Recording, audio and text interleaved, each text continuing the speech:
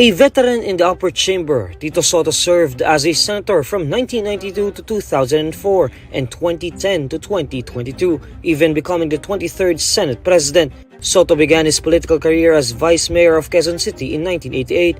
He also chaired the Dangerous Drugs Board from 2008 to 2009. In the 2022 national elections, he lost his bid for Vice President alongside running mate former Senator Ping Lacson. Outside of politics, Sotto, also known as Tito Sen, has an extensive background in the television and music industry as well as sports.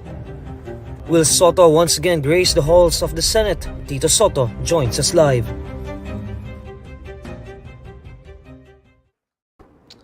Good morning, I'm Neil Mercado and this is INQside Look, INQUIRER.net's special series for the 2025 elections. Joining us today is former Senate President Tito Sotto, who is eyeing a fifth term in the Senate. Welcome to the program, Tito Sen. Good morning. Thank you. Good morning, Neil. Good morning to one and all. It's been 2 years. Last time nag-usap 2 years ago when you were still running for the vice presidency alongside Senator Ping Lacson. What have you been up to the past 2 years? Well, I was opting for retirement, but things took a turn when I got some ideas that were ideas that I had before, but that were not did not come to light. And then watching what was transpiring in government, in the Senate, even in the House of Representatives, I decided to go back and ask the people to bring me back to the Senate and see if I can do more, especially some of the laws that I think is necessary for the country to prosper. So yung retirement, medyo pinag-isipan yon after the national elections because you've had a long career. Yes, as a matter of fact, I was enjoying my golfing days.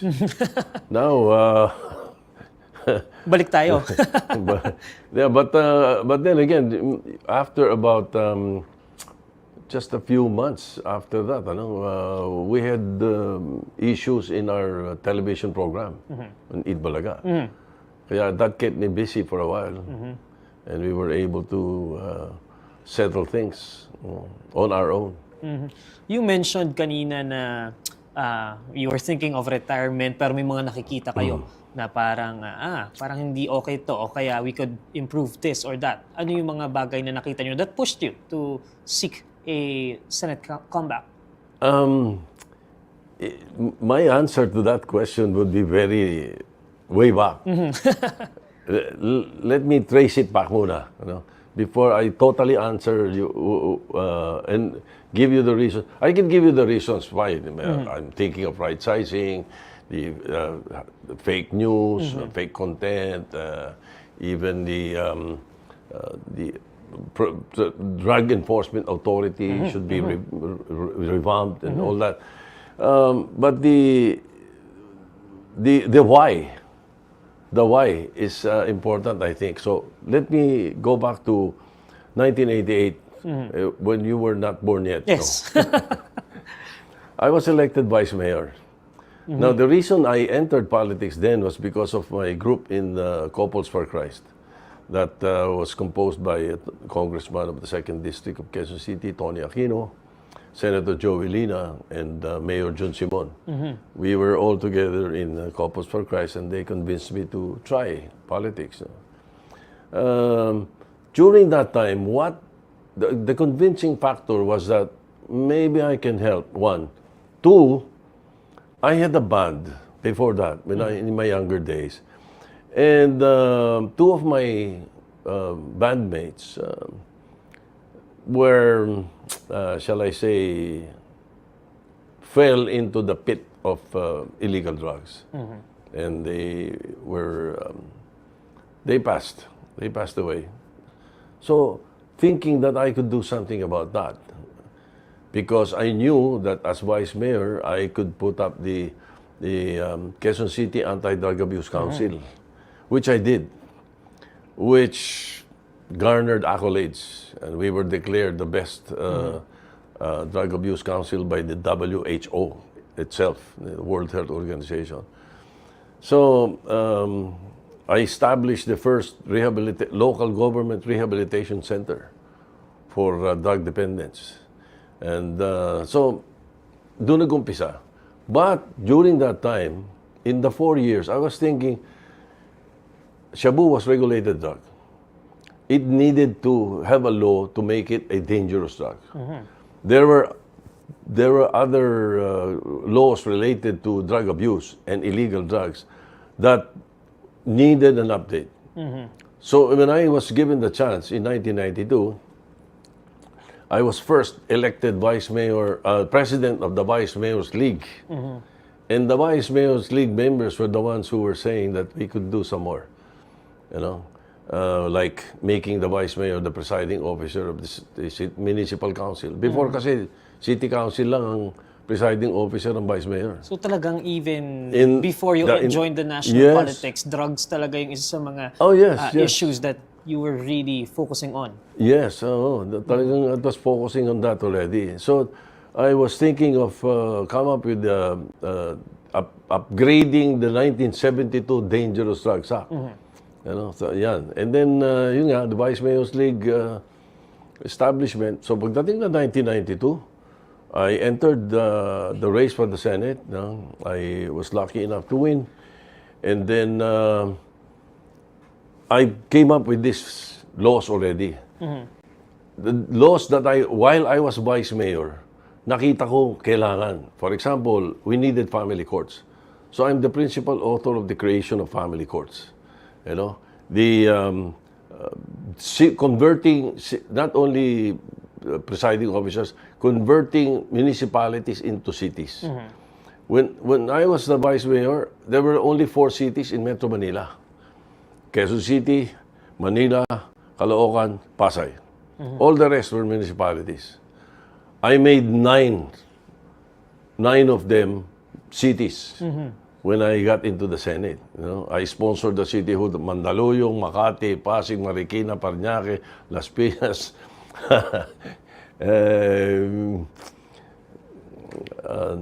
Halos lahat, except during that time, hindi pwede San Juan, hindi qualified pa noon ng San Juan, Nabotas, Malabon, Pateros. You know. Anyway, so even the tourist zones, tourist pass, I knew during that time that kailangan to. So I was able to do that for 12 years. And then also, the Dangerous Drugs Act, the Comprehensive Dangerous Drugs Act of 2002, wherein my successes in the Anti-Drug Abuse Council, I brought into the national level. Carry over. Yes, into the national level by creating the Philippine Drug Enforcement Agency. During that time, it was just NARCOM in PNP. Hindi pa nga PNP noon, tawag noon, PCINP pa noon eh. Anyway, so, after 2004, I have a long list of what I have passed during those days. Approximately 175 laws during that span of 12 years. I was out of the Senate and out of government in 2004, all the way to 2008. During that time, ito na naman, may mga pumasok sa isip ko na kailangan ito, kailangan ganito. So talagang every time you take a break from nakikita, when you're, being in the government. When you're out of government, you see a lot of things na mukhang sa perspective mo, iba. Iba yung perspective ng nasa gobyerno, iba yung perspective ng nasa labas ng gobyerno. So when I threw my hat again in 2010 after being Dangerous Drugs Board Chairman. I passed the mental health law. I knew it was necessary. I principally authored the Doctor para sa Bayan. I knew that the country needs more doctors. We need more doctors than lawyers. But there are more lawyers than doctors. So I made it, I passed the law giving free medical scholarship for all Filipinos who want to be doctors. Yung mga, marami pa. Because after the next 12 years, in the course of that 12 years, naging 85. Another 85 laws. But I can give you the list. And in that span of 12 years, naging majority leader pa kayo? Naging majority leader, minority leader, majority leader, Senate President. So after 2022, you know, we took a shot at the presidency and vice presidency with Senator Lacson. You know. We were hoping to come up with reforms if we were given the chance in the executive department. No? We were not, unfortunately, fortunately or unfortunately. So, while in the 2 years, to answer your question now, I've seen that the budget has bloated. 6.3 trillion. 60% plus, plus more than 60% of that 6.3 trillion goes to personal services. Personal services. It does not go directly to our people. And then about, I'm not sure if 15, 18% goes to debt servicing. Ano natira sa atin, di ba? And then, yung natira, hindi pa nakikita natin, hindi maganda kung saan napupunta. So, we need really a budget reform. That's one. And I was thinking already, before 2022, I filed a bill on right-sizing. Yeah. We have to right-size the government. So that's another thing. I think we need that. Bakit hindi na napag-usapan yon before you ended your term in 2022? I did. As a matter of fact, that was the reason na hindi napasa yung Department of Water, Department of Culture, Department of kung ano-ano naisipan ng mga kasama namin at saka ng mga tao sa executive department during that time. It was my bill on right-sizing. How can you right-size when you keep on creating new departments? New agencies. The 60 to 65% bloated personal services will become 70-75%. Because once you put up new departments, there will be departments in all the regions. There will be offices, head offices in all the regions. So the only one that we passed, you know, and as Senate President, the Department of Migrant Workers. Why? We right-sized the government because we created that. But we took POEA, OWA, other bureaus in the Department of Foreign Affairs and the Department of Labor into one. Pinagsama-sama na. Pinagsama-sama mo, na right size mo. If I may raise a counter-argument, Tito Sen, no?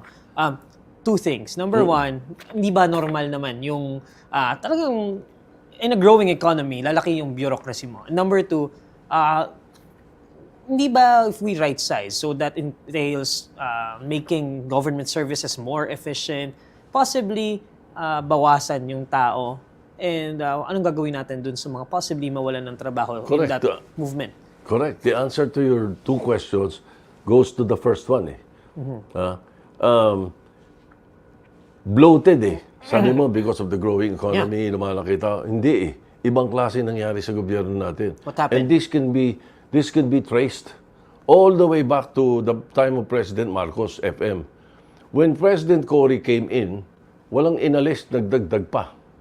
Pagpasok ni Fidel ni FBR, ganun din. Dagdag ulit. Alam mo yung ugali nating Pilipino, nakakaawa naman tanggalan ng trabaho . Ganun . So magdadagdag ng bago. Pagdating ng panahon ni Estrada, ni Erap, ganun din. Pagdating ng panahon ni Gloria, ganun din, dagdag na naman. Pagdating ng panahon ni birang-bira yung matanggal . Pagdating yung panahon ni Noynoy, ganun din, nadagdagan na naman. Kaso sense Pero nga natin dadagdagan kailangan ba? Ang tanong, kailangan ba? Kailangan bang bloated ang Department of ganito, Department of ganyan, DSWD, DPWH, Department of Health, lahat yung departamentong to, mga science and technology. Ano ito? Kailangan ba ito? Lahat na ito? Maybe. But merong mga lugar, merong mga hindi enough . For example, kulang ang teachers. Kulang ang pulis. Kulang ang sundalo. Doon mo ba pwedeng i-right size pareho ng ginawa namin sa DMW? Diba? Ganun . So my answer is budget reform. Now, how do we do the right size and how do we do the budget reform? My formula is come up with an early retirement program. Come up with a law, giving an early retirement program, I made a study. As a matter of fact, this study, I got the idea from a good friend of mine, a businessman, RSA. An early retirement program study will show you that 35 to 40% of people in government right now, nandun sa mga kung saan department, will opt for an early retirement program. Compute, 30% na lang. Okay, 6.3 trillion ang budget. 60% na lang, huwag din yung plus na sinasabi ko. 60% goes to personal services. So what is 60% of 6.3?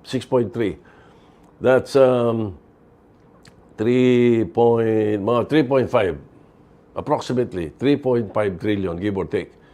Ano? So 3.5 trillion na budget natin for personal services, alisin mo 30% na mag-u-opt ng early retirement program. O, ang matitira, ang maaalis mo doon, about 1 point something, 1.6, 1.7, 1.8 trillion. You will be freeing 1.7 trillion in every year. Ang tanong, siyempre, tatanong ng mga critics, saan mo kukunin yung pambayad ng early retirement program? Yun ang uutangin mo sa local banks. Huwag mong iuutang uli na naman sa abroad para madagdagan na debt servicing natin. Hindi. Sa local banks may utang yun. Madali yun. Tsaka ito, puro one shot ito eh. Gusto ng ibang through the years, okay lang. Pero one shot ito eh.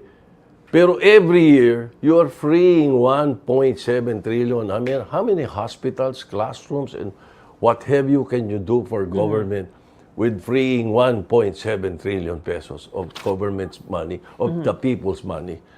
Hindi ba? Wala, and not only that, to show you how badly we need budget reforms. Senator Lacson and I have been harping about this.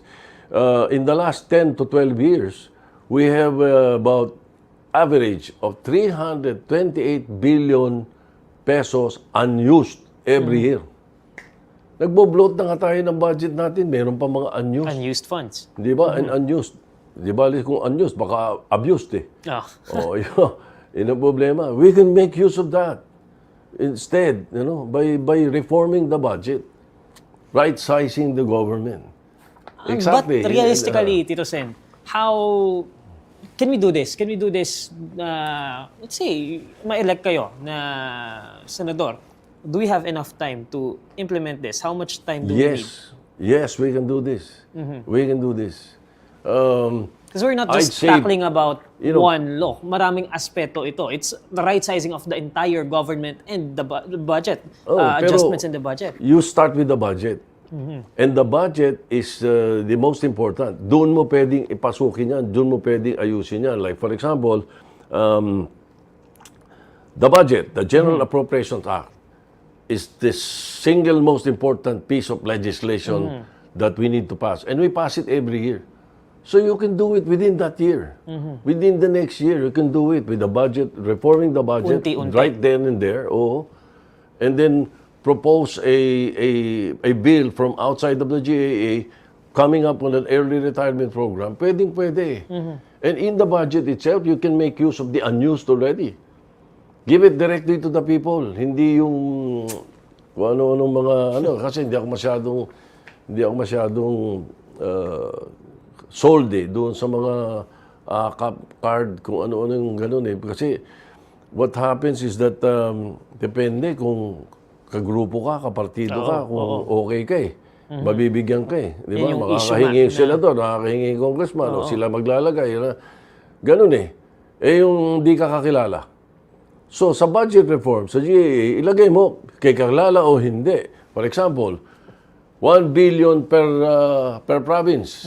Tagal na sinasabi ni Ping yun eh. 1 billion per province. 82 lang yun eh. 82 billion lang yun. 82 billion. Kailangan yun, may menu.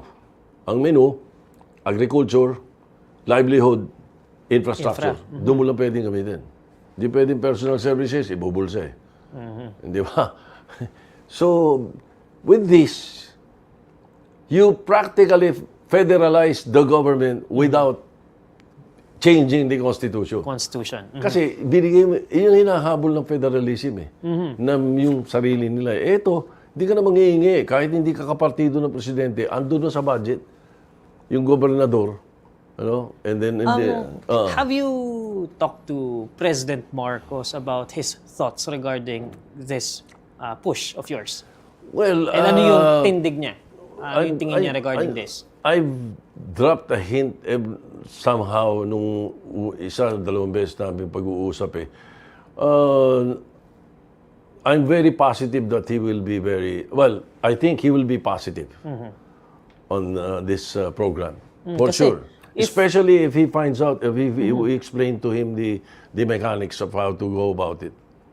I'm very positive that Because he will if agree. you have the president support, madali lang naman i-certify as urgent ang isang bill kung talagang there is urgency and he sees that as an important thing that we need to apply in the government. Yes. As a matter of fact, you know, this certification of urgency is only to do away with the 3-day rule. Hindi naman ganun talagang kahalaga yun eh. Kaya may clout na sinabi, certified urgent na presidente yan. Pero what does it do? It only does away with the 3-day rule on third reading. That's the only thing. Pero kung gustong upuan ng mga legislators yan, kaya. At kung gusto ring ipasa ng madalian, kaya. Even without the certification of urgency. There are two things you talked about nung nag-file kayo ng COC. Number one, right sizing, which we talked about. Now, another thing you talked about was the proliferation of fake news. And you mentioned nga kanina, nagkakwentuhan tayo before this interview na during your break from politics, talagang nakita nyo yung proliferation of fake news. I don't think anyone would argue against it. But my question to you, Tito Sen, is how do we make sure that this law will not be used as a weapon? This is a protection rather than a weapon. Fake news and fake content. I don't think it can just be easily used as a weapon. Like, kung talagang fake yung nilalabas mo eh. Kung hindi naman fake, how can it be used against you? If you're coming out, what this would do would be yung mga pseudo-journalists. Iba naman kasi yung totoong journalist, totoong mga content creators, the accredited... mga na-fact check. Accredited, mga ganon. Legitimate yan eh. If you're not accredited with an organization, di ba? Well, iba yun. Common tao eh. Doon danger yung fake news eh. Because kahit sino lang, kahit si Marites, tumira ng fake news. Hindi balik ko, isa lang makakabasa eh. May magla-like niyan, may magre-repost niyan. Especially on social media. Especially social media. It will not just be nationwide, it will be worldwide. So that's what we're after. Ano? Hindi yung, let's say, a legitimate journalist. Di ba? Tapos, maglalabas siya ng news. Mali pala. Just to clarify, first of all, if he's a legitimate journalist, he will not come up with something that is not checked. Di ba? Naalala ko nung araw yung yung kausap ko sa New York Times eh. Sabi niya, he was submitting a news story to the editor, and the editor asked him, "Is this true?" He said, "Yes." "How do you know it's true?" "Because my mother said so." May mga ganun sila. May ganun sila eh. Kailangan i-fact check mo. Ay, ginagawa niyo yan eh. You're responsible because yung mga journalists responsable eh. Sila meron pananagutan. Pero yung Tom, Dick, and Harry, si Mampandoy, si Marites, walang pananagutan eh.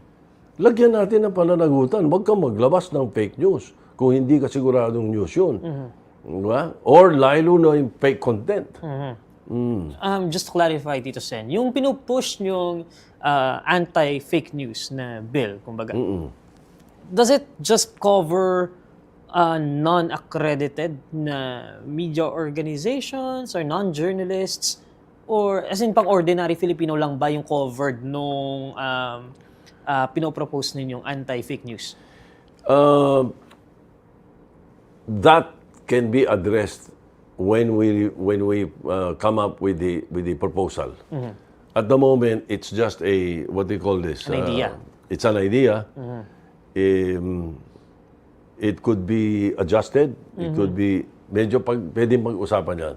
I asked the question about using it as a weapon kasi alam mo naman natin, ang daling sabing i-deny, may mga ganyan, deniability. Pwede ring argument yung free speech. Like, so my question to you now is, where do we draw the line between free speech and... Hindi nila pwedeng gawin yun. They could not use it against a journalist kung sabihin niya fake news. Sabihin fake news. Paano fake news? Ito ang source ko eh.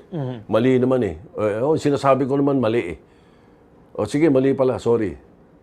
Okay yun. Di ba? There's no problem with that. Pero, mababawasan mo yung maggagawa. You know, when there is a law prohibiting that, magabawasan mo yung gagawa ng fake news. And I'm very particular about giving the freedom of the press. And, because the press freedom law was voted by my grandfather. It's Republic Act 53. That's how old it is. Republic Act 53. Senate Bill 06. Noong araw. When Nasa I filed pa tayo? Single digits pa na territory. And then, ang nangyari, throughout these years, by the way, ito kasama ito sa mga naisip ko noong 2010, pagbalik ko ng Senate. Nakita ko, yung palang batas ng lolo ko, yung Sotto law na tinatawag nila, para sa journalist lang. Sa print lang. Hindi pala kasama kayo, TV. Online, oo. Online. Hindi pala kayo kasama. Sinama ko kayo. That's why, ang tawag nila doon sa Senate, ang biro na nila, Sotto III law. Hindi na Sotto law eh. Sotto III law. Kasi ginawa ko, inamend ko, sinama ko. TV, broadcast, radio, TV, social media. Accredited organizations in social media. Hindi fly by night. How do we communicate this doon sa, kunyari, mailig kayong senador. How do you communicate the importance of this to other lawmakers? Because, frankly speaking, Tito Sen, mayroon talagang mga politicians that employ, and this is, mayroon tayong sources for this. Mayroon mga nag-employ talaga ng talagang to spread misinformation and disinformation, especially during elections. So how do you communicate this to lawmakers who may be using it as a tactic during elections? What do you mean communicate? Makikita nila. Well, once there is a prohibition, traceable na sila. Di ba? Pwede silang sumabit dahil itong madidimanda, sasabihin, binigay sa akin ni nagbigay sa akin si ganito. Although, that's part of the press freedom law, no? Yeah. Pero, is she members of the press? Hindi Di ba? Troll Kasi malawak tong issue na to eh. It's not just about whether a content is real or not. It's also about distribution. Marami correct. Exactly. That's why I could not directly answer your question earlier. Sabi ko, wait, let's see how it's going to be framed. If you win, babantayan natin yan. Ipapropose ninyo. Abangan natin yan. Yeah, we'll make sure that not only basta karaniwang public hearing, we'll make sure that the media is invited and give their ideas on the matter. Tito Sen, let me go back quickly dun sa decision nyo to return to politics. Let's look at your track record. If we're just looking at the track record, the years of service in the government as a senator, in the local politics, also as a member of the government, naging part din kayo niyaan. So, if we're looking strictly on track record, no doubt, you are a veteran lawmaker. The credentials are there. But some might say na parang, bigay naman natin sa mga we need fresher perspective. Parang bigay natin sa mga bago naman to give us fresher perspectives, more mga batas na might be more timely ngayon. So what do you think of those statements? Pwede siguro kung, let's say, magpakita muna. Like, for example, that's what I'm saying before. bago ka pumasok sa national level, bago ka pumasok sa legislation, magpakita ka muna sa local. Ayan, may barangay, may city council, may municipal councils. Di ba? Mayroon kang pagkakataon. Hindi mag-aral, mag-practice. Oh. Kung hindi ka nag-aral, mag-aral ka nung nandoon ka. Di ba? Nung nandoon ka sa council. Now, bakit nga hindi natin pagbigyan yung iba? Okay. Ang problema kasi, pag tinignan mo yung baseline surveys ng mga survey groups, pag tinanong nila ang tao, anong gusto mo iboto? Ano gusto mo maging leader ng bansa? O maging leader mo? Ang sagot, una, experience. Pangalawa, track record. Pangatlo, ano programa? Kalimutan mo na yung iba. Yun ang top 3 nila eh. So again, siguro for those who would want to enter national politics, pakita ka sa local. Magpakita ka sa local, gumawa ka muna, tumulong ka. There are many ways of doing it. Mayroong mga kandidato, Tito Sen, na parang they are saying na tumakbo sila para tulungan yung mga mahihirap, may mga ganong ano. Pero if you think about it, being a senator, it's more on legislation rather than providing services to the people. So kaya nga, ang dapat ang tanong kagad doon, sa kandidato nagsasabi noon, ang tanong sa kanya, how? How do you want to do it? Paanong klaseng tulong ang gusto mong gawin sa tao? Ganon. Hindi sapat yung sabihin lang na gusto mong tumulong. Kasi lahat naman, I think, motherhood statements Basta yung kandidato, motherhood statements ang binibitawan, kalimutan mo na. At Tito Sen, so you unsolicited advice to our voters. Motherhood statements, hindi na uso. Let's talk politics, Tito Sen. Sige. So you are the current chairman of the NPC. You are a part of the administration slate of the Alianza of President Bongbong Marcos. For sure, yung mga familiar with the history of the country and the history of the Marcoses would know na you are actually the composer of the song Magkaisa, which is an iconic song na associated, widely popular during the People Power Revolution in 1986.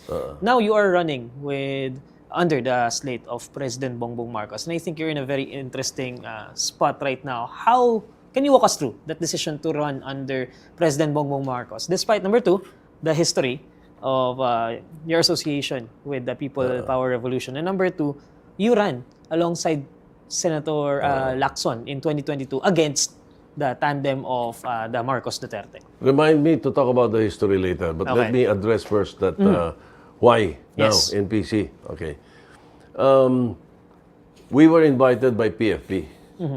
I mean NPC, the Nationalist People's Coalition, founded by our founder, Ambassador Danting Kuangco, since 1992. We were invited by PFP to join an alliance. Originally, coalition.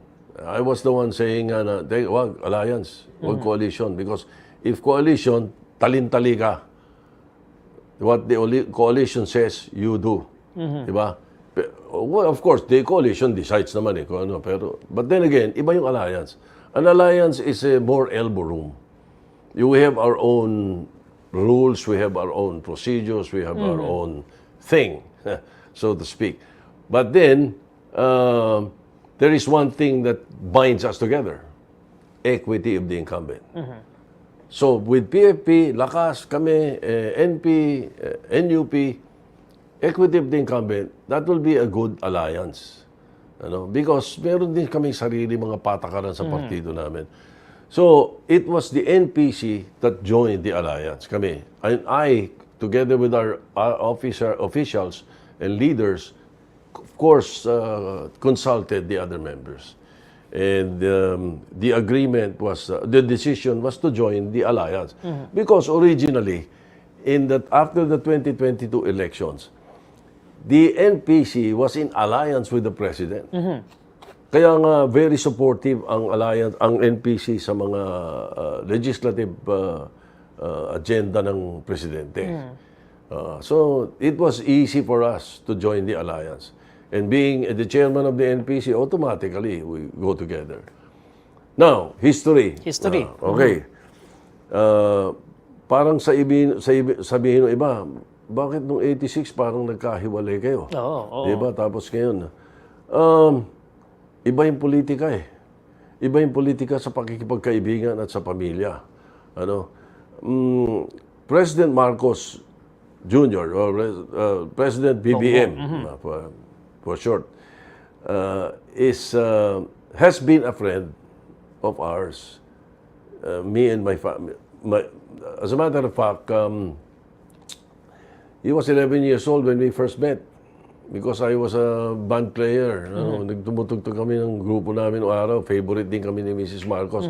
Aside from my wife being the favorite of Mrs. Imelda Marcos. So, doon pa lang magkalala na kami.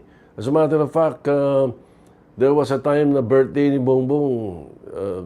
They invited us, Tito Big and Joey, because we knew how to go about what he wanted to relate to his father during that time. Alam niya yan, naalala niya lahat.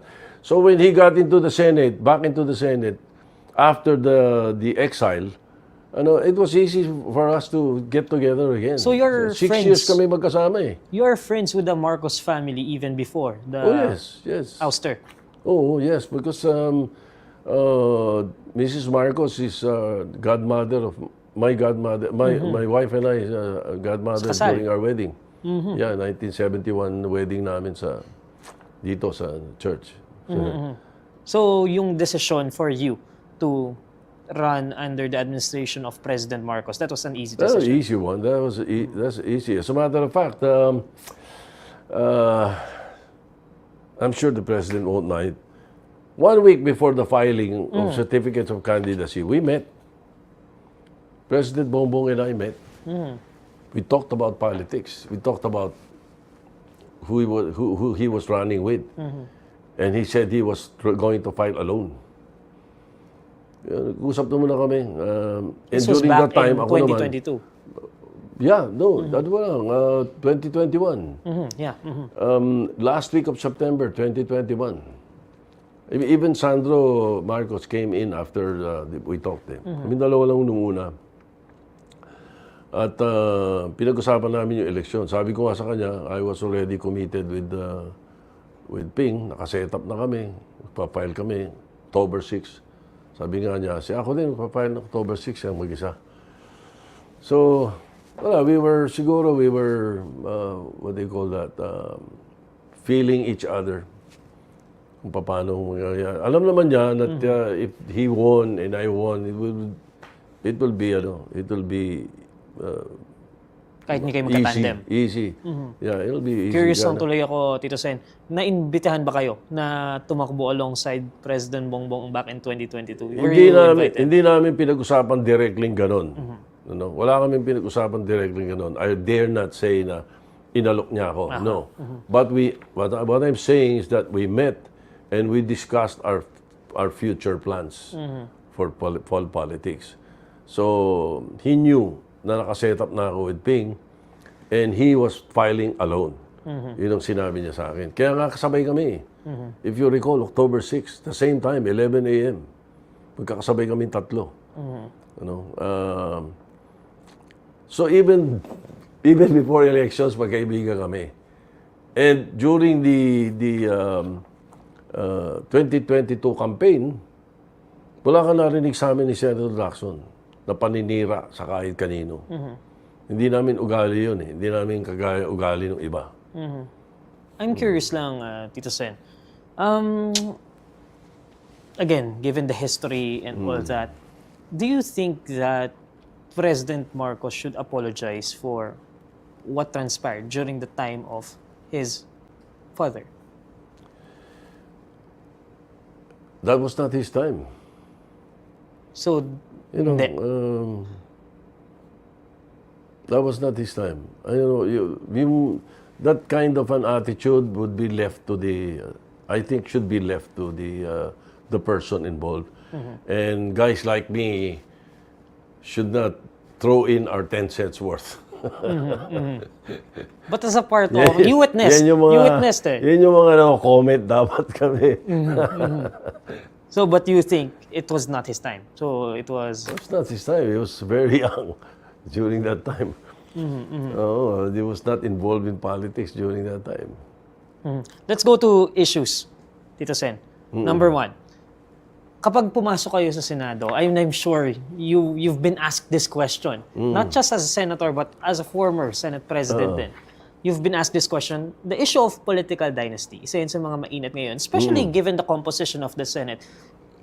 Just for context, if, let's say, manalo yung mga currently tumatakbo na mga senador na may familial affiliation doon sa mga relationship with the members of the Senate, we might have 2 Villars, 2 Cayetanos, 3 Tulfos. We have the Ernesto Estrada brothers over there too. So, what's your stand on this issue as someone who will be, who might be joining the Senate next year? Well, somewhat I'm glad you asked that question, no? Because I have a very long history about that issue.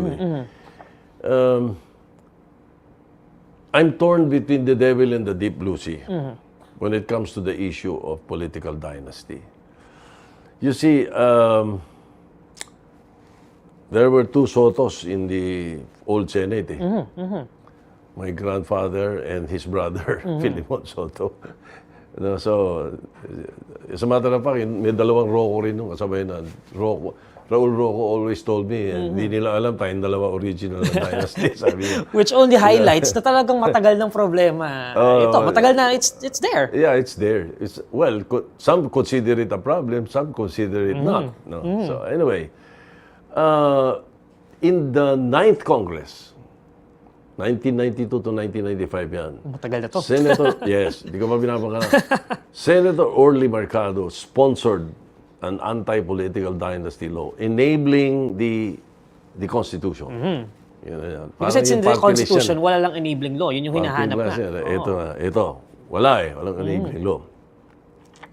When we were discussing it, daming debate yan. Senator Gerson Alvarez was debating with Orly about it. Senator Maceda was debating about it. Sa akin, naglikot yung isip ko. Coming from the local level.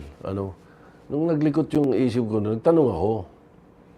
Sabi ko, so, what are we covering in the anti-political dynasty? During interpellation on the floor, plenary session. Sabi ni Orly, we were in the old building, the old Senate building, doon yan. Sabi ni Orly, second degree of consanguinity. Okay, so that covers what? The wife? Immediate children, family. Immediate family. The father, di ba? Okay, sabi ko, what happens to the mistress? A possibility. Di ba? You will disenfranchise the family, legitimate family, but the mistress will be allowed. The brother of the mistress, the son of the mistress. Pwede? Medyo medyo na-agas ng konti si Senator Mercado. As a matter of fact, I think his answer was, well, let's put it in the law. Parang ganun. Senator Neftali Gonzalez, I distinctly remember, butted in. He was Senate President. He said, wait, let's talk about that. Because you cannot legalize the illegal. I will never forget his phrase. You cannot legalize the illegal. Sabi niya, hindi namin naipasa. Yun ang isa sa mga ano yun. Hanggang ngayon, yun ang problema. In the 16th Congress, meron na naman sa Senate. Nandun ako. Yes. Public hearing pa lang. Sabi ko, once you solve that problem, I will support it. But you have to solve the problem na yung kabit, pwede, yung asawa, hindi. You have to solve that. Sabi ko, pag na-solve mo yan, But I how will do we support solve it. that? Ha? Tito Sen, how do we Hindi ko solve that? alam eh. That's why. So, Kaya ito kasi, that's why I told you, I'm caught between the devil and the deep blue sea. Eh, hindi kasal eh. Kalibin niya ngayon. So, nalagay natin doon, mga kalibin, bawal din. Ganito, ganyan. ito technicalities to, Tito Sen. I mean, nitty-gritty details. Important details, but ito, more on the technicalities kasi ito, Tito Sen. Pero ikaw, Tito Sen, the concept of political dynasty, what do you think of it? In government. Ano yan? Itong technicalities, we can talk about it on the floor. Kung nasa senador na kayo. But the concept of political dynasty, what do you think of that? I think we should be very careful. We should tread on thin ice over this. Kasi maraming parameters eh. Maraming parameters eh. I could not I'll be very blunt, I cannot say I'm against it, but I cannot say I'm for it eh. Okay. So What are you it's looking one thing that I wish we could find a solution to. Ganun eh. See, when I talk to local government officials, and I've been around, and I have plenty of party mates who are incumbent. We have more than 4 dozen congressmen. We have 8 governors. We have hundreds of mayors. We have hundreds of vice mayors. Thousands of councilors, members of NPC. And ang sinasabi nila, majority, not all, but majority, ang sinasabi nila, ang culprit daw sa political dynasty issue is the term limits. Yun daw. Kasi kulang. Kasi oras na hindi na natapos yung programa niya, after 9 years ng mayor, Kailangan may magtutuloy. gusto niya may magtuloy, hindi na siya pwede, patatakbuhin yung asawa o yung anak. Ganun eh. But then again, we go back to that. Is that right? Is it the framers of the Constitution? But again, yun nga. It's in placed the it in the term Constitution. limits eh. So, pero yun ang sinasabi nila, yung daw culprit, kung yung dapat daw galawin, yung daw ang dapat galawin. I have no silver bullet for that right now. So, wala kayong yes or hindi no ako- response no, I cannot. to it. So, okay. There are two as I said earlier, caught between the devil and the deep blue sea. Sorry for pushing this further, Tito Sen, no? But, okay, you're saying you're not against it, but you're not for it as well. Parang wala pa kayong talagang firm na stand. What are you looking for to make a stand?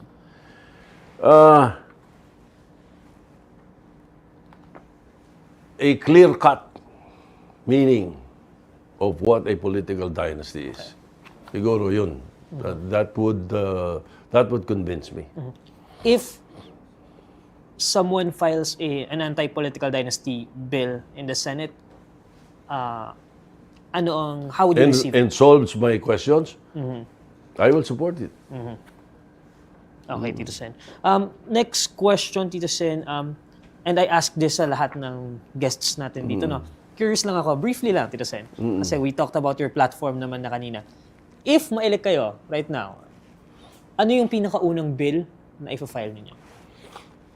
Right sizing, 14-month pay. Yun yung dalawang priority measures.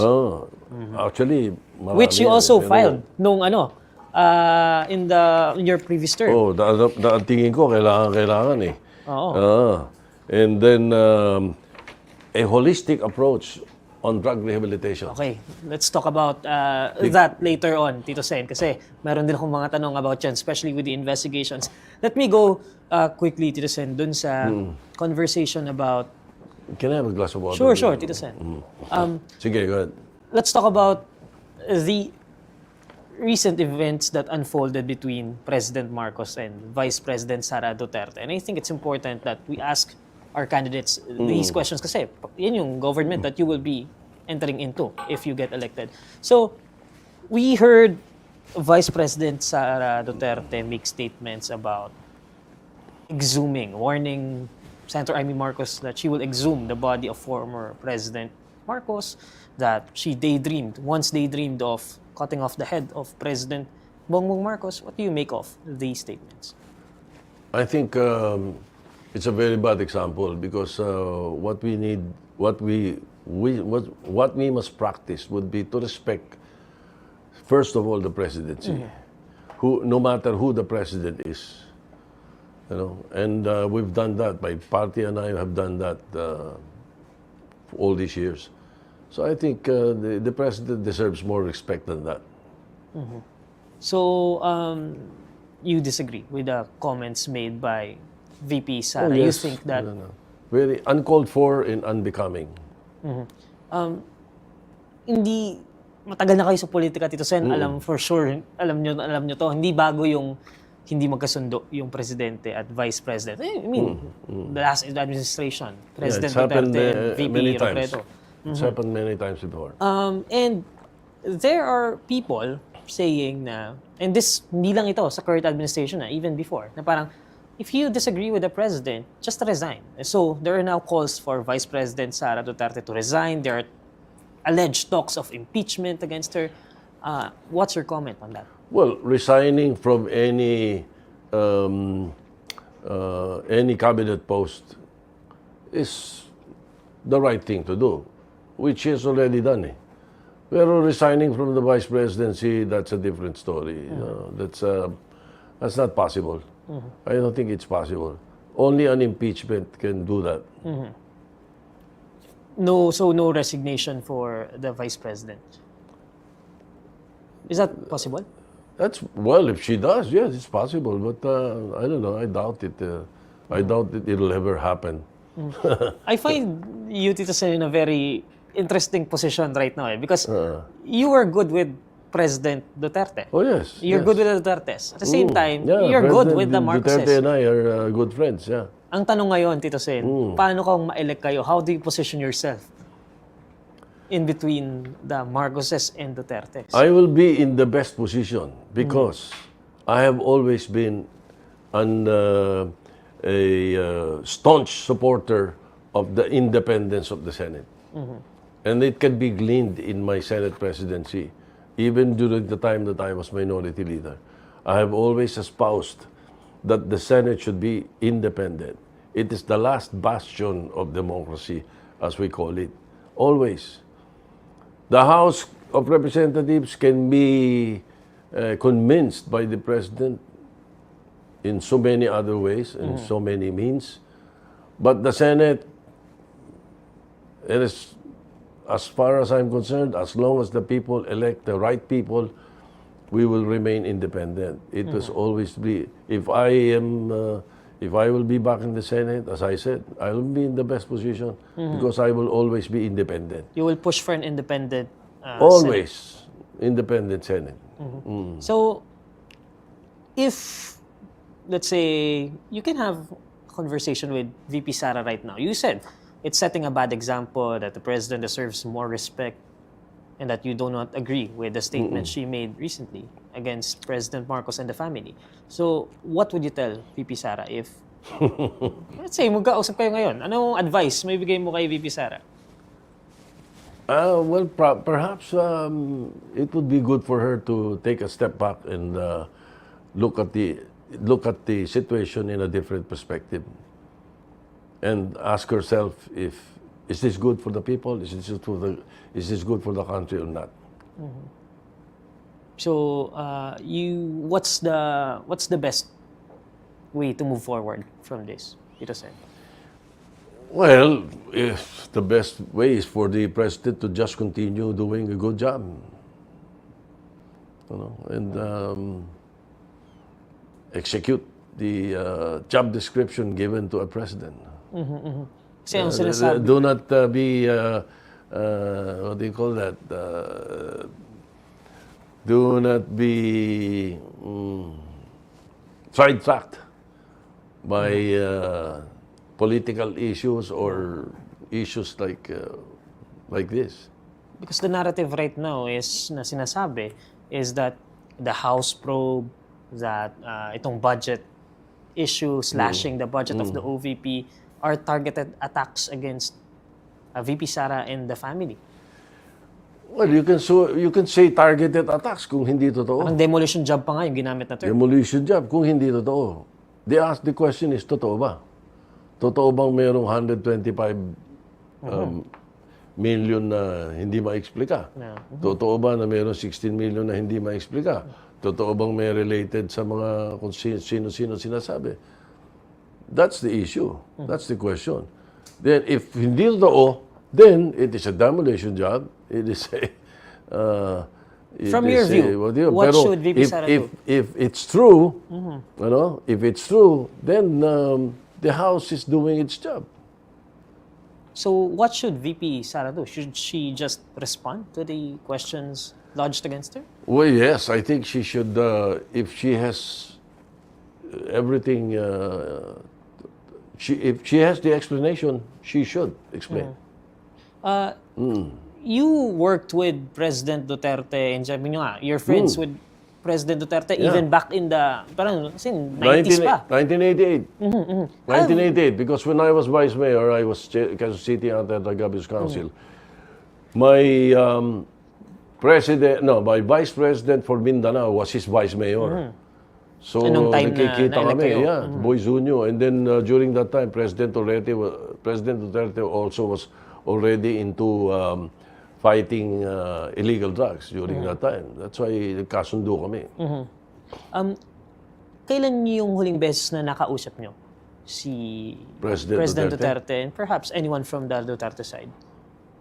President Duterte siguro about last year. So matagal na rin Last na... year. Well, last year or early this year? So walang recent Hindi ko matandaan conversations? Wala. It was only, last year we met in a restaurant. We just met. I'm asking this Kwentuhan question because of the EJK investigation and segue ko na rin papunta doon yung conversation natin. No? Ito nga yung sinasabi nyo, isa sa mga nag-push sa inyo na tumakbo ulit ay nakikita nyo. You're seeing how the government is unfolding right before your eyes.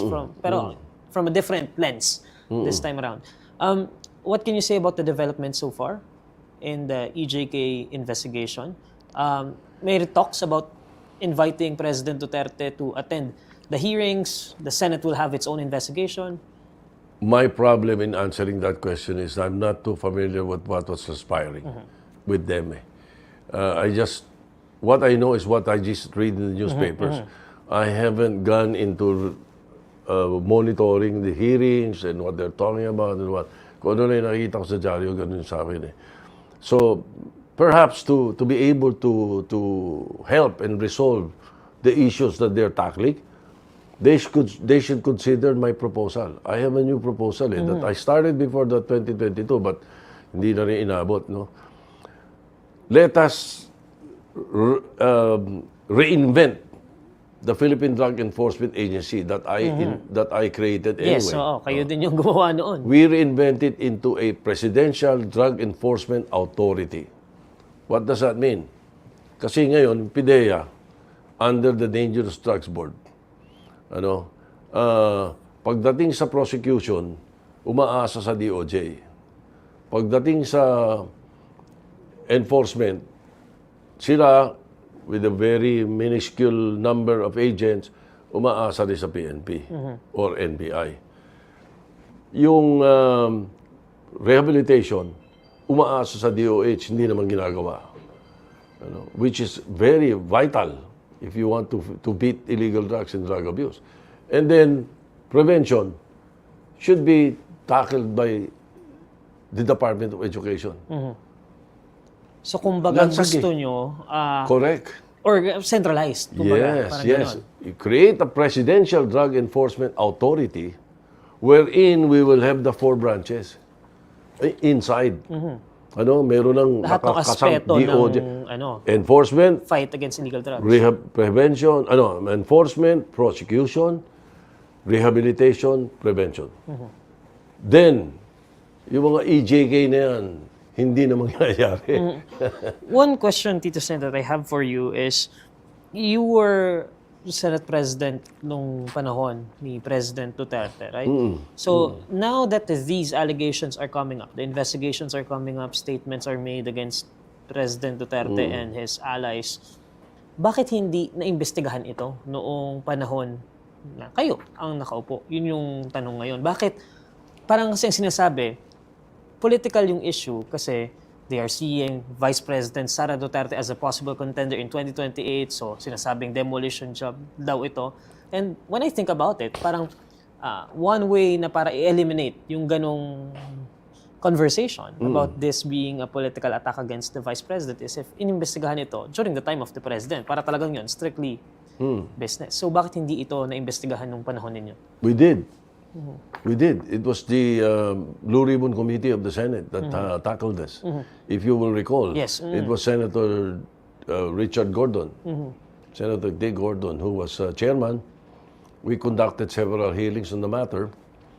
That was the time na medyo nag-aaway nga si, di ba?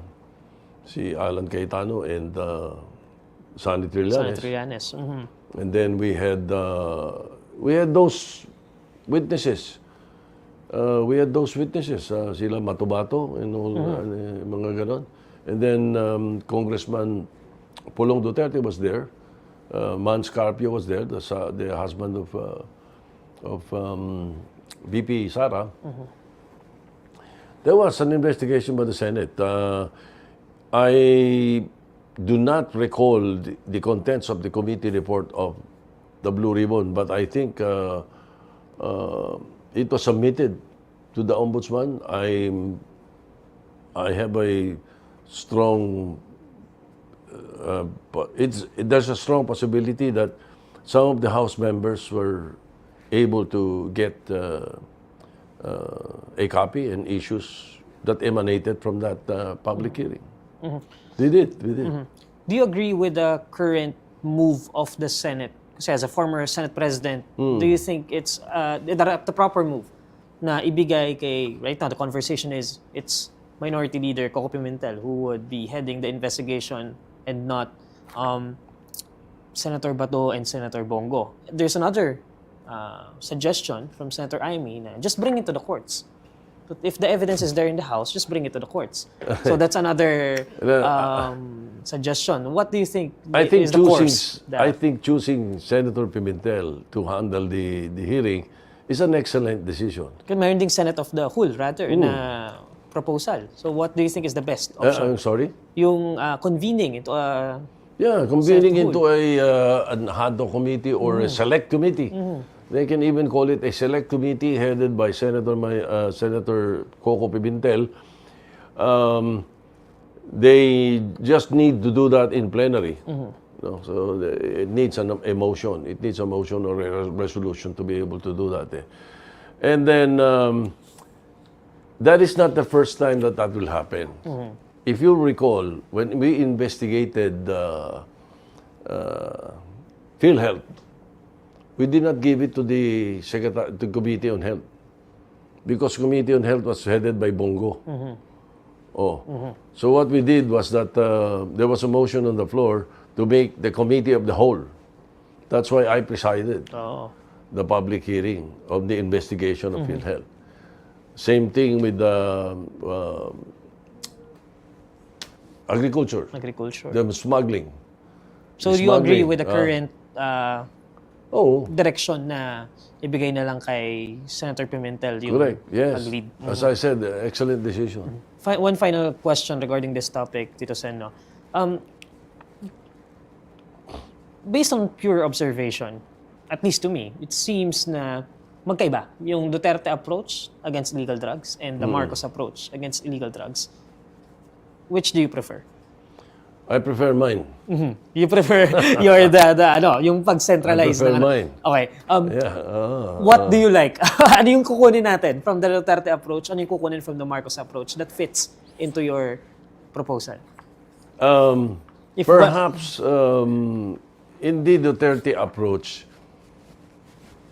an honest-to-goodness enforcement. An honest-to-goodness enforcement. Yun ang kukunin ko. And then, sa Marcos side, the prosecution. But right now, we are lacking in prevention and rehabilitation. The prevention should have been done by DepEd a long time ago, even up to now. Dapat yun. There must be a drug abuse resistance education program in all the schools from grade 6 to grade 7 or grade 5, grade 6 para pagtungtong ng high school, alam na nila what's it all about. Hindi na sila malululong. We can save the new 13 years old from turning into a drug dependent kung alam na nila itong kaaway. So that's why prevention is very important. And then, for those who are already addicted, from 14 to 75, kung sino man yung mga addicted dyan, there must be a real rehabilitation program. There are many good rehabilitation programs available. Yeah, mayroong mga iba't ibang programa na mag-fit sa isang drug dependent, because it's not just like this drug dependent, pag nilagay mo sa rehab center, okay na yan. Hindi. You have to profile kung ano babagay sa kanya. Anong approach ang babagay sa kanya? Faith-based ba approach sa kanya? Eclectic ba? Multidisciplinary, whatever. Kung ano yung the 12 steps Minnesota model, yung babagay sa kanya. Dapat binoprofile yan. Hindi basta rehab. And is DOH doing that? No. They were so busy with Farmally. Tito Sen, last issue, West Philippine Sea. I think nobody wants to go to war. I think malinaw naman yun. Nobody wants to go to war. Of course. And we're doing everything that we can diplomatically at the moment. But despite our efforts, Tito Sen, it seems like nothing's working. China keeps on provoking and attacking our men at sea. So what else should we do? Before the 2022 elections, I filed declaring maritime zones of the Philippines. I will push for it now. They have not passed it. Ano yung laman nung bill na To yun? simplify the matter, kung ang China may 9-dash line, meron din tayo. We have to declare our maritime zones officially, internationally, instead of just relying on what the UNCLOS said. Ganon yung proposal nun. Yun ang in gist, yun ang content nun. Para deklarado kung alin ang atin. Kung alin ang atin, na para on paper. Mali nga, hindi lang kayo, kami rin. It's diplomatic, but showing that we're stern, we're strong. Di ba? Hindi, meron din kami. Meron din kayo, okay, good, thank you. Di ba? Parang ganon, dapat. But isn't it frustrating though, Tito Sen? Like, I mean, we can have that, pero we've also been persistent about the Hague ruling. Lagi naman natin sinasabi yan na that is ours, pero it keeps on happening. Isn't that frustrating to see na ganun? It is. But the way I think the way the president now is handling it is somewhat better than being too friendly with China. So you would say that the current approach of the Marcos administration is better than the Duterte administration? Yes, I think so. Tito Sen, last question. Dito sa, I'm sure natanong na rin kayo dito. Nakadikit na kasi yun eh. Pag sinabi mong Tito Sen, Senate President, SP, ganun. Ganun na eh. May nakadikit ng ganun. Nabanggit nyo when you filed your COC na hindi yan nilalapit yan. Di ba? Yun yung nabanggit nyo. Na parang, correct. It's not you who will push for it, but the members of the Senate who will ask whether you're interested or not. Yes, 90% of the time, that's what happens. Tito Sen, if you get elected, will that be something you would be interested in? Going back to the Senate seat, to the Senate President seat? If it's offered, I will accept. But as I said, it has happened before. In the 17th Congress, it was offered. But as a matter of fact, at the start of the 2016, pagkaupo ni President Duterte, yung grupo namin, I was the one they were asking to run as Senate President. Pero sabi ko, hindi, wag. Kaupo lang ni Digong, lagyan natin ng kapartido niya. That was my suggestion. Kami nag-offer kay Coco Pimentel. Kami nagsabi kay Coco, inibita namin siya. Kami, gusto namin ganito. Ganyan. There was another senator din na nilalakad niya. Na sana siya, no? But hindi kami nagkasundo. So we offered it to Coco Pimentel. But most of my colleagues were then pushing me already. So what we did with Coco is that, Coco, usapan natin na lang pagka magkakampanya ka na for the 2019 elections, magpalit na tayo.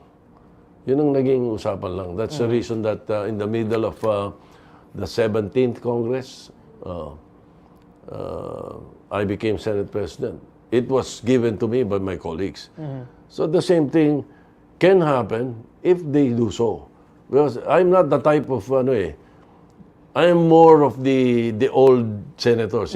Palaki ko nila Neptali Gonzalez, nila Maceda, nila Boy Herrera, nila Bert Romulo, nila Joey Lina. Yan ang mga nagpalaki sa akin sa Senado nung araw. Doon ako natuto, nababitan niya na. Iba yung nakasama ko noon, Toring Tolentino, those names. Iba yon, iba, tsaka mga background noon, iba. Kaya ang kinalakayan ko, iba. So, I'm used to that. Nakita ko kasi through the years, I've served 9 Senate Presidents. Kapag ang Senate Presidency, ginapang mo, tanda mo, one of these days, papapalitan ka. Pero may lumapit na ba? May nagparamdam na ba, Tito Wala Sen? naman. For Wala naman. this upcoming, Wala I mean, naman. the numbers are looking good for you, frankly speaking. But we'll always leave it to the people and most especially God. Deo volente. But you're ready. If may lumapit, once elected, may lumapit. Yes. Deo volente. Sabi nga, God willing. Tito Sen, last thing I want you to clarify, no? Kasi kumalat to sa social media and it's currently one of the things that your critics are saying against you. Yung boto ninyo sa Pogo, yung naging boto ninyo sa taxing, imposing taxes on Pogos. We know how the Pogo issue turned out, right? The social issues attached to Pogos. Looking back, in retrospect, would you have done a different decision? Would you have made a different decision regarding your vote? No. We are not the likes of Nostradamus. The critics, what would have they wanted? That the Pogo continue without being taxed? Nakambaga, sinasabi, sana daw, doon pa lang, na-foresee na yung possible na magiging issues. Nasa presidente yun. Di sana pinigil ng presidente nila. Hinayaan Binigyan ng pagkor. Hinayaan nila Ng lisensya. So, ang anong ginawa ng Kongreso? Ang ginawa ng Kongreso, teka muna. Walang napapala ang gobyerno dyan. I-tax natin. We did not legalize it. We merely taxed it. Ganun yun Kaya sabi ko nga, what would they wanted? That we did not touch it? We did not pass a law taxing them? Di ba? Di tuloy-tuloy lang yan. O ngayon, tinax natin. Alam natin ngayon, ang pakinabang dyan, alam natin sino mga nagbabayad, sino legal at hindi. Kaya nagkabisto-bisto itong mga hindi legal. So, instead of kind of criticizing the Congress that passed the taxing of the Pogo, it should be praised. Because nabisto ngayon yung mga illegal, nabisto tuloy ito. O, ninatigil. It was so, if we passed a law then, if somebody filed a law then to declare Pogos illegal, I would have voted. I would have voted for it. Pero nung time na yun, let's say nga magkaroon ng, is that the discretion of the president to legalize Pogos back then? Well, his men. His men, the people around him and him. Siyempre, kung ano sabihin sa presidente, boss, okay ito. Kumikita gobyerno dito, siguro. Something like that. Because so your that was an clarification, executive action that needed an executive action as early as that. your clarification, Tito Sen, regarding that issue is, hindi kayo yung nag-legalize nyo, you just imposed taxes. Yes. Definitely, that's how it is. That's how it was. So, Tito Sen, last part of the interview, I mentioned this to you before we started. I have a list here of several issues. I want to know your stand. If you have explanation, very briefly lang. We are not going to deep dive into these issues. Are you pro? Are you against? Or with reservations? If you have reservations, what are those reservations? Briefly lang. This is what we call what's your stand? Because we're going to ask your stand on several issues so that people can know what you think of these issues that are important to the people. Number one, you mentioned, we talked about this, political dynasties. With reservations. With reservation. Charter change. With reservations. I prefer a CHA, not a cha-cha, kundi kacha. Character change. That's what we need. Removal of term limits. You touched on this earlier as well. Again, with reservations. I have to be convinced. PUV modernization program. Yes. Agree. Minimum wage hike. Yes, agree. As a matter of fact, yung 14-month pay ko is because of that. It solves that problem. Alam mo, yung minimum wage hike, ano mo mangyayari? Dadagdagan mo lang ng increment yung sweldo nila. Iipunin pa na nila yun para magamit nila nakabuuan. But my proposal of a 14-month pay, yung pangangailangan ng Pilipino during June na pasukan, doon ang bigay ng 13-month, yung 14th month sa Pasko. It's a presidential decree that I'm amending. At ang hindi naman kailangan lahat. Ang kailangan dito, yung may kaya. Yung mga kumpanya, yung mga organization na kaya, yun ang dapat magbigay. Balikan ko lang Tito Sen yung to give you a chance to explain. Briefly lang, Tito Sen. You said with reservations on removal of term limits. What specifically are your reservations regarding this? Well, I think we should respect the Constitution. That's what the framers of the Constitution wanted. But then again, as I said earlier, I hear cries from my party mates, mayors, congressmen, governors, saying that the culprit is the issue of political dynasty. The culprit is the term limits. So if that's the culprit, it needs further study. I have to be convinced. That's why I said with reservations. SOGI Equality Bill. SOGI Equality Bill. Anti-discrimination. Anti-discrimination. That Rather dapat, than not specifically what it's being proposed. An anti-discrimination bill, I will support.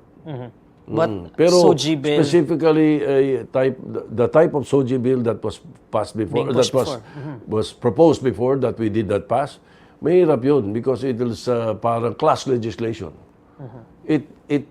It reeks of class legislation. legalization of medical marijuana. Medical cannabis oil, without the presence of THC, I will support. But without planting, research, and production, dapat hindi pwede yun. Once you do that, magtatanim na yan, you will be, forget it. Kalimutan na yung research. Why?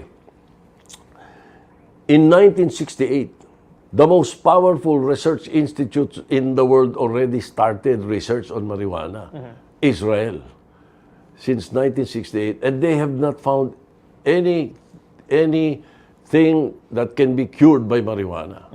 You know? It can be probably used as a parang palliative for cancer patients, for other patients. That's why cannabis oil, I will support. So medical Cannabis, medical cannabis, I will support without allowing production, planting, and research. Ano naman ang So galing parang natin sa support research? pero with your some reservations in the things you doon sa mentioned. ano na yan. Mandatory ROTC. Should be elective. Elective. So hindi mandatory. No. So you're against, just to clarify. Yeah, I'm not in favor. Voluntary. Voluntary. I am, okay. Hindi, ganito. ROTC, voluntary. I agree, voluntary. Hindi mandatory. So against mandatory, but you are for voluntary Yes. ROTC. Yes. So we keep it there as an option Yes. for students to Yes, take. correct.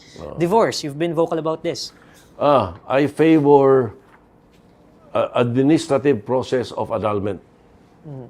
That is a lot better than divorce. Sige nga, Tito Sen, sorry. I know this is this should be a brief segment, pero I want to, kasi you're very vocal about this. Even even outside the politics, nung nagpapahinga kayo on your Twitter, talagang vocal kayo about your Kasi side. the proposal, well, first of all, the way they passed it was not correct.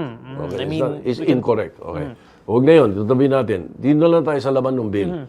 Yung laman ng bill, it's the same thing. Presence that we have in annulment now. Pero ang sinasabi, Tito Sen, is mahal. Tedious, magastos. Correct.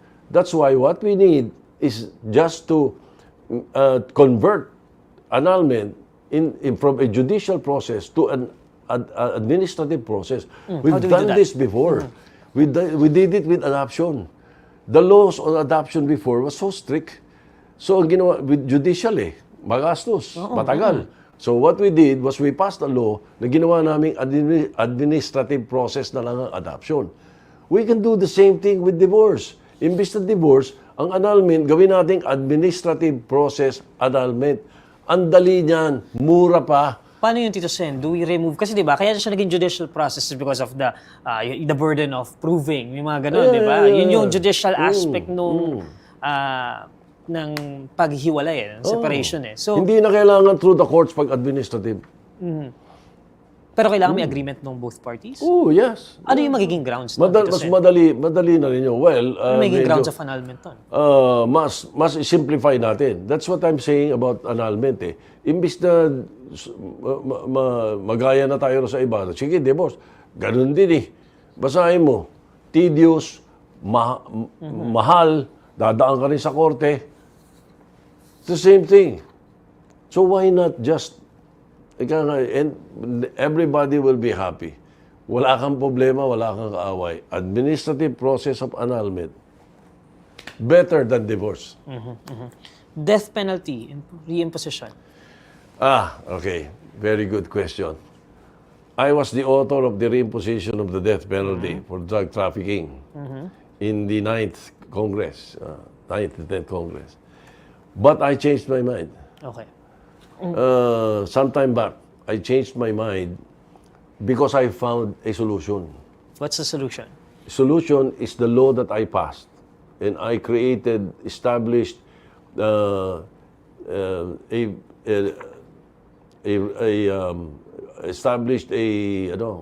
for heinous criminals, establishing a prison for heinous criminals. You remove them from the community. Okay? Why did I favor death penalty before? For drug trafficking lang, Yes, Doon lang yes. ako favor before. Yun yung Okay. final nyo before. Kasi, lahat ng krimen, may pinatay ka, murderer ka, kinulong ka, nakakulong ka na. Hindi mo naman ulitin yan, baka ma-murder mo doon lang. Nag-rape ka, kulong ka, hindi mo naman ulit yun, baka ikaw pa ma-rape sa loob. Di ba? Pero drug trafficking, nakakulong na, nag-ooperate pa. Yes.